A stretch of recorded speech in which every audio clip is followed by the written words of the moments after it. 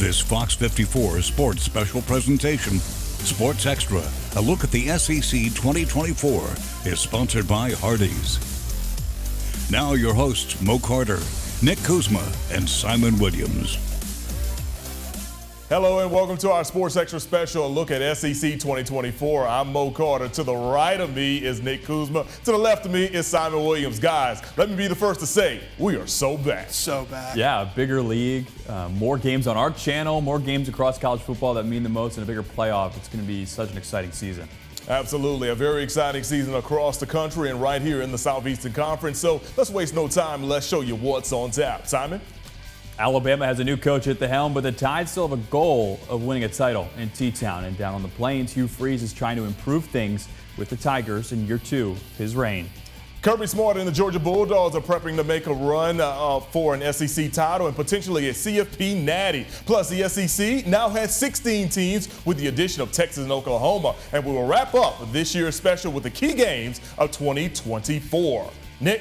Now, for the first time in nearly 2 decades, Mo, the University of Alabama will have a new head football coach lead the Crimson Tide into Bryant-Denny Stadium. I'm going to tell you right now about Kalen DeBoer as he heads into his first season in Tuscaloosa. Taking over for a legend. That's what first-year Alabama head coach Kalen DeBoer is trying to do. He's been tasked with following Nick Saban, maybe the greatest head coach of all time, a winner of 6 national and 9 conference championships during his 17 years in Tuscaloosa. Personally, and from, I think, on behalf of everyone with Alabama football and the University of Alabama, we appreciate everything Coach has done to make this foundation strong to where we can continue to build on it, continue to help those that are supportive of our program proud, and just appreciate all those years and hard work that's been put into this. DeBoer himself has an excellent resume, boasting a record of 102-12 overall, which pairs well with his 3 NAIA national championships, a Pac-12 title, a Sugar Bowl win, and a college football playoff national championship appearance. And at SEC Media Days, DeBoer was asked about balancing his own culture and the long-standing traditions of the Alabama football program. I've done it enough times to where you go to different places, whether it's as an assistant or as a head coach, to where you kind of know, and the first thing, you know what you need to try to do early. And the first thing is to just listen to what those things are, whether it's the players, whether it's the alumni, those within the building, just kind of hear, what are front and center, the ones that are the traditions that are most important to them. But then I think there's also just got to be a piece of, and it's more of the scheduling and just the methods that we will use, timing, all that kind of stuff. Just things that have worked for me. In 4 years as an FBS head coach, DeBoer has become known for his prolific passing attacks. At Washington, his offense is ranked number 2 and number 1 in the nation in passing yards per game in 2023 and 2022 respectively. And before that, his Fresno State teams ranked top 10 and top 5 in 2021 and 2020. Now DeBoer and offensive coordinator Nick Sheridan are teaming up with quarterback Jalen Milroe, who showed real improvement passing the ball in 2023, tossing for 23 touchdowns and more than 2,800 yards by the time the season was over. Jalen's just pouring himself into this, learning it as fast as he can. You're never going to question the work ethic of this guy. And, from a passing standpoint, he's got the skill set, he's got the tools, and now it's just tying the footwork to the reads and the progression, knowing when to take off and run, knowing how to move the chains, believing that, hey, in each other, that if you can go through your progression, we can call those shots down the field. If it's not there and you check it down, the next time we can call it again and be confident in calling them more often than less. So as Nick mentioned, Jalen Milroe will be the go-to guy for the Alabama offensive unit. Sure, he has a new head coach and new offensive coordinators, but the goals of being a solid leader and winning titles remain intact for this Texas native.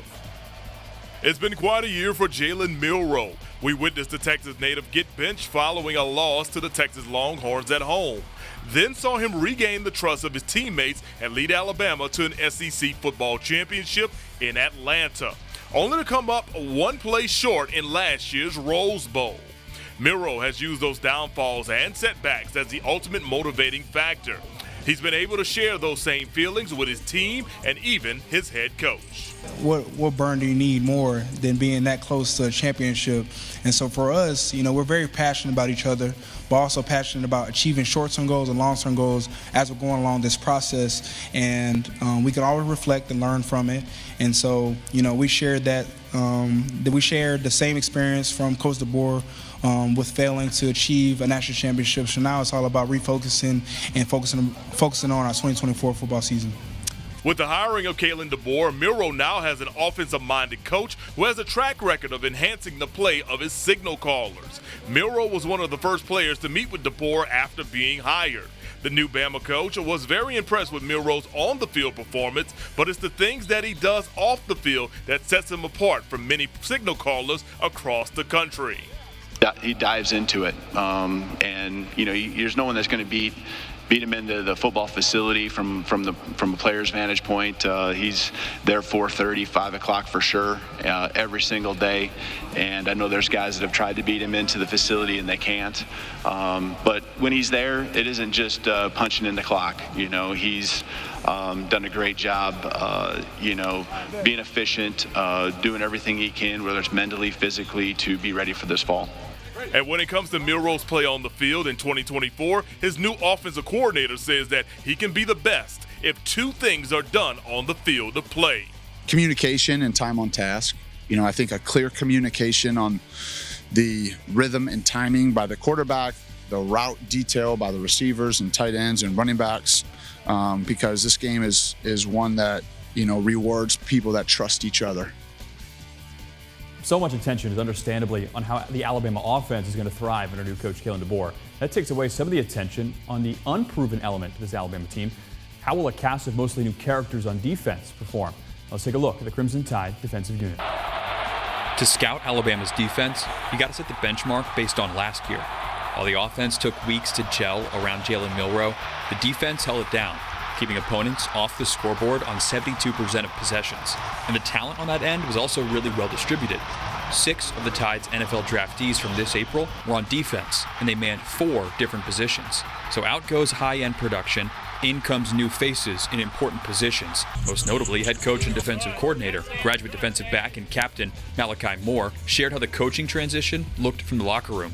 Coach Saban and Coach DeBoer, they have 2 different coaching styles. Both of them work, and both of them are very effective, but Coach DeBoer is kind of more of a player-led type of coach. His players take over and lead the team, but when he has things to say, he definitely voices his opinion and lets it be known. While Kalen DeBoer is an offensive-minded coach, defense is far from an afterthought. If I'm going to expect that I have a relationship with all of them, I need to really be able to get around, and they need to see me and that I care about their progress and can coach them up and sitting in the meeting rooms with them, knowing exactly the details that they're being taught so I can emphasize it to them as well. And all the players just feeling like coaches and just caring about this position or that side of the ball. But there is a measure of DeBoer delegating responsibility of the defense to new defensive coordinator Kane Womack. Womack came to Tuscaloosa from just down the road in Mobile, where he was the head coach at South Alabama the last 2 seasons. Last year's Jaguars defense held opponents to just 35% conversion rate on 3rd or 4th down. For what it's worth, Bama was only slightly better on 3rd and 4th down, with a 33.4% stop rate last year. This time around, Womack wants his defensive backs to be versatile and involved in all kinds of looks. We're always going to look at packages and ways that we can say, okay, when they come out in this personnel grouping, we'd love to find a way to get these guys out there on the field. We are a 5 defensive back defense, right? That's not going to change. That's who we are. That's what we're going to do. But at the same time, right, finding creative ways, maybe in some sub packages, to be able to get them out there would be great. And that'll be more of a game plan thing, week to week. DeBoer said during SEC Media Days that we shouldn't be surprised to see inexperienced players in the defensive backfield. And their development's going to be critical for us, not just from a depth standpoint, but we could have some young guys out there playing sooner than later when it comes to defensive back and corner in particular. The coaching focus on the defensive backs might come from a comfort held in the interior. Womack's 4-2-5 scheme has Deontay Lawson and Jahad Campbell in at linebackers. They're 2 of the team's 3 returning starters from last season and have all league-level expectations for 2024. The Tide kick off the season on August 31st at home against Western Kentucky. All right, from Tuscaloosa to Auburn we go. Coming up after the break on Fox 24's Sports Extra Special, we'll talk some Tigers. Stick with us on a look at SEC 2024.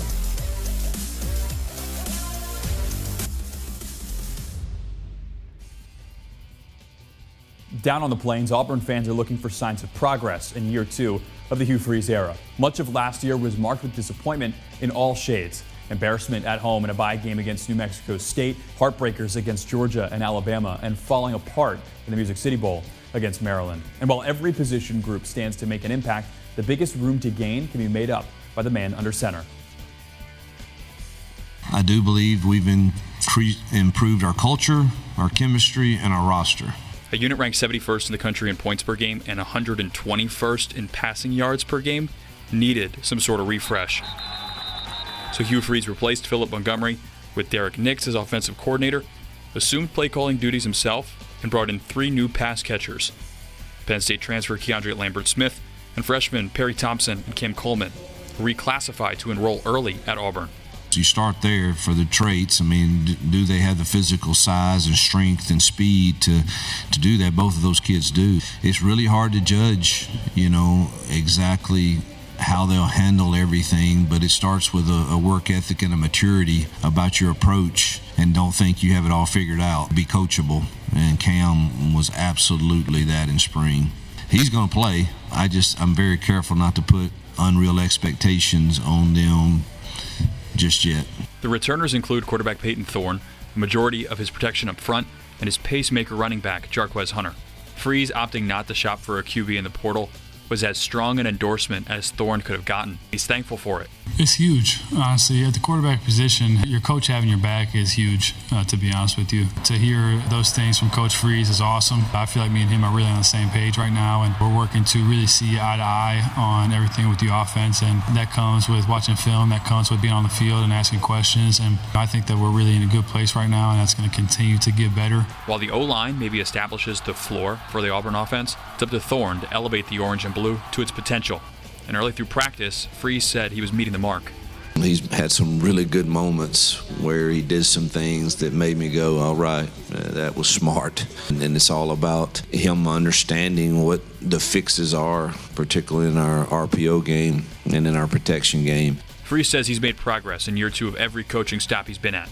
The pieces might just be in place on the Plains to make the requisite stride.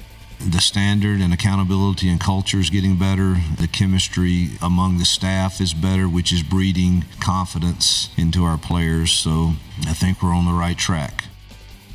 Staying on the Plains, Auburn's defense actually experienced more success in the offense in 2023, but the results still were mixed. The Tigers were near the best in the SEC in some defensive stats, but there's still serious need for improvement in other areas. Nick gives us a look at the Auburn defense heading into 2024. Let's work! Auburn linebacker Eugene Asante loudly proclaimed that phrase at SEC Media Days, and it perfectly describes what the Tigers defense has to do heading into 2024. Get to work. If you polled most Auburn fans on what the biggest problem was last year, most would likely say the anemic offense. But that doesn't mean the defense, especially the rush defense, didn't leave something to be desired at times. The Tigers were bottom 3 in the SEC in rush yards allowed, and it doesn't get any easier with defensive tackles Justin Rogers and Marcus Harris taking their talents to the National Football League. Marcus Harris was pretty dominant. Do we have that guy? I don't know. I do think we have 6 to 7 bodies that fit the prototype of what you need in there. Now, the passing defense was Auburn's defensive strength a year ago, limiting teams to 155 yards a game, good enough for the 4th best mark in the Southeastern Conference. However, at the 2nd and 3rd levels, Auburn lost 3 more players to the NFL, 2 linebackers and 1 safety. Freeze talked directly about replacing safety Jalen Simpson's on-field vocal leadership at SEC Media Days. Jaron Thompson, our transfer from Texas, and Keontae Scott they'll be the voices back there. Champ Anthony's another voice that carries weight. In total, Auburn brought in 12 defensive high school commits and 10 transfer portal defensive players. They will be expected to mature and continue to develop under new defensive coordinator DJ Durkin, who has been praised for both his scheme and energy during this fall camp. I feel like Coach Durkin's scheme is way more simpler and easier for us to dissect. I feel like we can say that as a team. I love what DJ Durkin and Charles Kelly are bringing to the defensive side, and experience and organization and energy and structure that they have over there. Durkin was the head coach at Maryland from 2016 to 2018, and after a year in the NFL, he coached at Ole Miss and Texas A&M, the latter stop. He was the defensive coordinator. Durkin and Auburn kick off the 2024 regular season on August 31st versus Alabama A&M. All right, Kirby Smart and the Georgia Bulldogs were one game away from crashing the college football playoff party last season. So what can be done to prevent that from happening this season? We're talking to the Dogs next on this Sports Extra Special.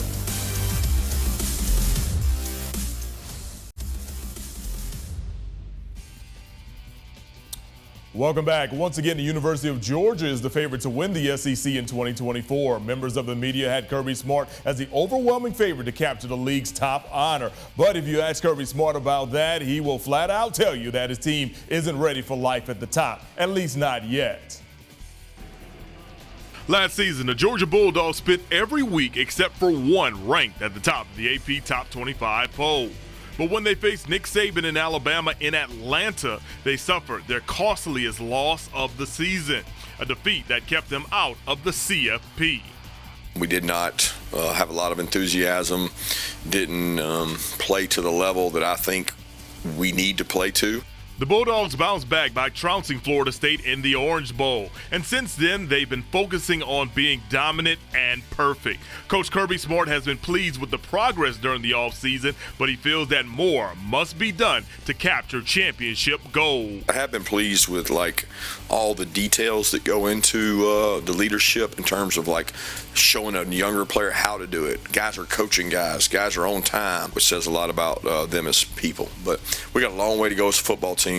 We know that UGA's defense will be stout, but the offense could be the key to success that Georgia needs. Carson Beck is the leader of that unit, and he will receive his top-notch plays from a UGA alumnus, Mike Bobo. A veteran of over 20 years, Bobo says that being open to offensive innovation is something important for the Bulldogs on that side of the ball. Back in the day, the game may have been a little bit simpler. It was a little more physical. But you've got to adapt. The game is played in space nowadays, and try to be explosive. You've got to be explosive on offense nowadays, but at the same time, you don't want to lose your physicality as an offensive unit, and that's something we pride ourselves on, and it's a staple of what Coach Smart's been here since been here at the University of Georgia. Coach Smart and his staff are still piecing together a winning formula in Athens, Georgia, and while not complete yet, they are certainly on their way when it comes to the mindset.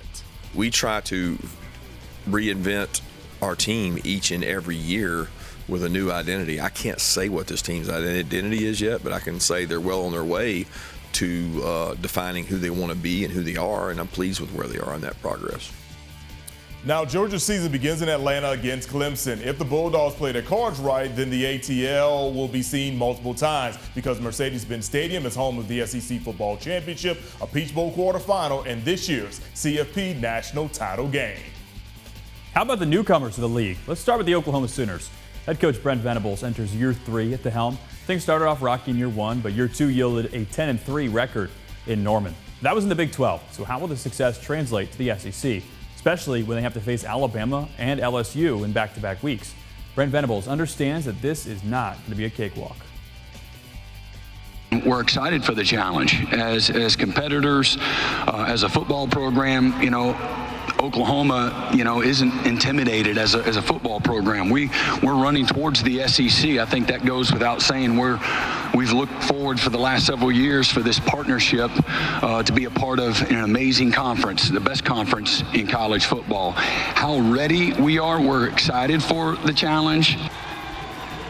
Joining Oklahoma is in the SEC is Texas. Steve Sarkisian walking proudly into media days, sporting an orange suit that you see right there. Last season, the Longhorns captured the Big 12 title before losing in the Sugar Bowl to Kalen DeBoer and Washington. With that momentum, Texas isn't limping into this conference. Sark believes that he has built a team that can withstand the weekly grind of this league.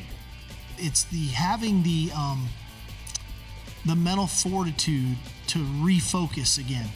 Because there aren't any off weeks. You're going against the elite coaches in America.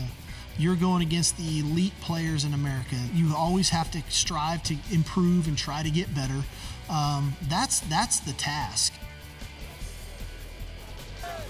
competing for positioning in the SEC with Texas and Oklahoma will be LSU. It's year 3 of Brian Kelly's tenure, and expectations are high even without Heisman Trophy winning quarterback Jaden Daniels, who's off to the pros. Kelly believes the Bayou Bengals can still win big without Daniels because he has full confidence in new quarterback Garrett Nussmeier. When you're handing off to a quarterback that you have felt all along could lead you to a championship as well, it's probably as comforting as you could be as a head coach when lose your Heisman Trophy winner. We feel really good about the transition to Garrett Nussmeier. He's been with us. He knows the offense. He knows the structure.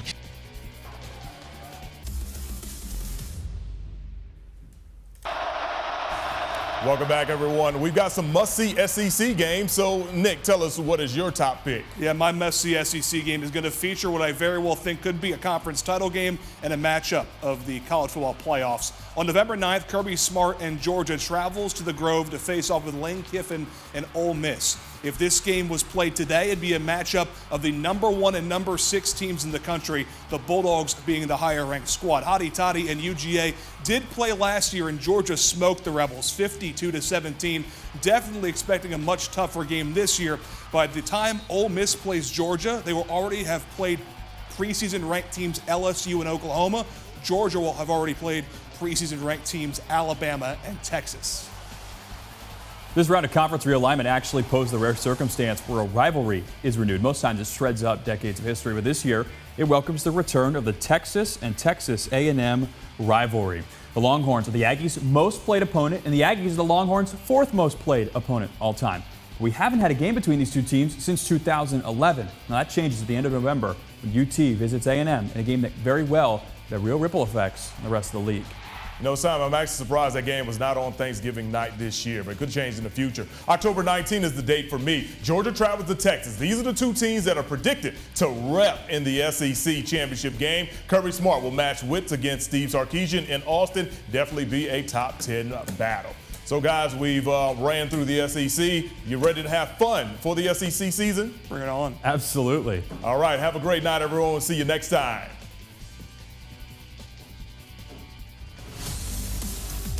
This special edition of Sports Extra has been sponsored by Hardee's.